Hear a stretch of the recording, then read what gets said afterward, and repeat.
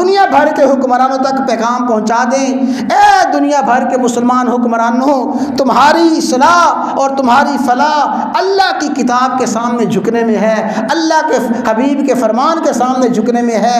आज भी तुम कुरान और सुन्नत के सामने, कुरान और हदीस के सामने झुक जाओ। आज भी इस्लामी निज़ाम पे, इस्लामी निज़ाम को गालिब कर दो, अल्लाह के कवानीन को गालिब कर दो, पूरी दुनिया में तुम्हारा गलबा है। अल्लाह मोहब्बत पैदा फरमाएगा, अमन सुकून पैदा फरमाएगा।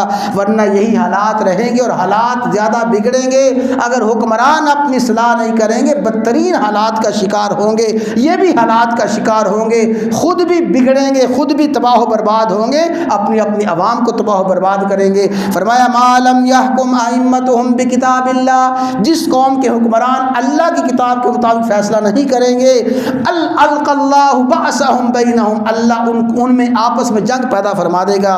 मैं अर्ज़ कर रहा था कि हमारे हालात ऐसे संगीन हो गए, या अल्लाह हम किसके लिए दुआ करें, किसके लिए बद्दुआ करें, किसके हक़ में कलमा खैर कहें और किसके ख़िलाफ़ कलमा शर कहें।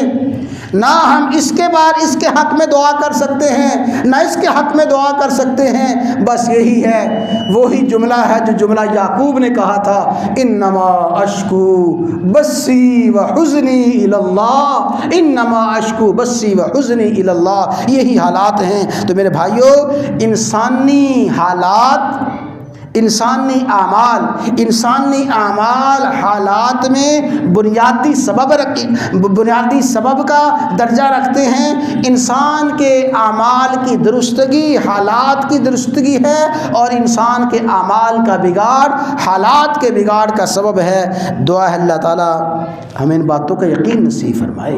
अल्लाह ताला जो बातें अर्ज़ की गई, अल्लाह ताला इन पर अमल करने की तौफीक अता फरमाए।